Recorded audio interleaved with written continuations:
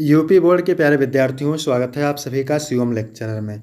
स्वदेश प्रेम पर निबंध पढ़ने वाले हैं जो बोर्ड एग्जाम के लिए इम्पोर्टेंट है। हमेशा आपके बोर्ड एग्जाम में पूछा जाता है, तो आप लोग वीडियो को पूरा अंत तक देखिएगा। मैंने बहुत ही आसान एवं सरल शब्दों में निबंध को लिखा है। अगर आप वीडियो को पूरा अंत तक देख लेते हैं तो 9 नंबर आपके बिल्कुल पक्के हो जाएंगे। 100% एग्जाम में आपके पूछा जाएगा। तो सभी लोग वीडियो को लाइक करेंगे, चैनल पर नए होंगे चैनल को सब्सक्राइब करेंगे, शेयर करेंगे। चलिए वीडियो को शुरू करते हैं। स्वदेश प्रेम, सबसे पहले आपको रूपरेखा तैयार कर लेना है और रूपरेखा में जितनी हेडिंग है उन सारी हेडिंग को लिख लेना है। ठीक है, रूपरेखा में जितनी हेडिंग है सारी हेडिंग को आपको लिख लेना है। तो पहली हेडिंग आप लिखेंगे प्रस्तावना, फिर दूसरी हेडिंग लिखेंगे स्वदेश प्रेम का अर्थ, तीसरी हेडिंग लिखेंगे स्वदेश प्रेम का महत्व, स्वदेश प्रेम के मुख्य रूप, पांचवा राष्ट्र निर्माण में स्वदेश प्रेम की भूमिका, और 6 में उपसंहार। ठीक है, इस तरह से यदि आप लिखते हैं, रूपरेखा तैयार करते हैं तो आपको एग्जामिनर फुल नंबर देगा। ठीक है, तो रूपरेखा इस तरह से तैयार कर लेना है। इसके बाद पहली हेडिंग आपको डालना है प्रस्तावना। प्रस्तावना में क्या लिखना है? स्वदेश प्रेम मनुष्य के हृदय में उत्पन्न वह पवित्र भावना है जो उसे अपने देश, संस्कृति, इतिहास और लोगों के प्रति समर्पित बनाती है। यह भावना किसी भी राष्ट्र की शक्ति और एकता का आधार होती है। ठीक है, प्रस्तावना में लिखेंगे स्वदेश प्रेम मनुष्य के हृदय में उत्पन्न वह पवित्र भावना है जो उसे अपने देश, संस्कृति, इतिहास और लोगों के प्रति समर्पित बनाती है। यह भावना किसी भी राष्ट्र की शक्ति और एकता का आधार होती है। ठीक है, यदि आपको इसका पीडीएफ चाहिए तो पीडीएफ मिल जाएगा। टेलीग्राम की लिंक डिस्क्रिप्शन में, वहाँ से टेलीग्राम ज्वाइन करेंगे आपको पीडीएफ मिल जाएगा। फिर दूसरी हेडिंग आपको डाल देना है स्वदेश प्रेम का अर्थ। इसका अर्थ क्या है?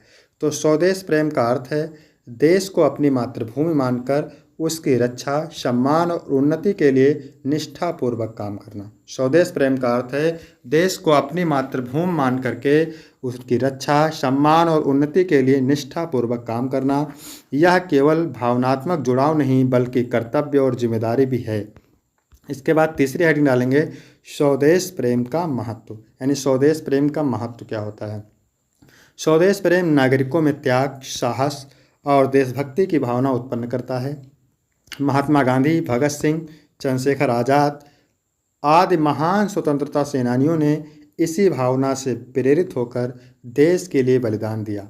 स्वदेश प्रेम से राष्ट्र एकजुट होता है और विकास की दिशा में आगे बढ़ता है। इसके बाद मेरे प्यारे बच्चों चौथी हेडिंग डालेंगे स्वदेश प्रेम के मुख्य रूप, यानी स्वदेश प्रेम के मुख्य रूप क्या हैं। तो स्वदेश प्रेम केवल युद्ध लड़ने तक सीमित नहीं है। राष्ट्र के कानूनों का पालन करना, स्वच्छता रखना, पर्यावरण की रक्षा करना, शिक्षा प्राप्त कर समाज का विकास करना भी उसकी अभिव्यक्ति है। ठीक है, स्वदेश प्रेम का मतलब केवल युद्ध लड़ने तक सीमित नहीं है। राष्ट्र के कानून का पालन करना, साफ सफाई रखना, पर्यावरण की रक्षा करना, शिक्षा प्राप्त करना, समाज का विकास करना इसकी अभिव्यक्ति है।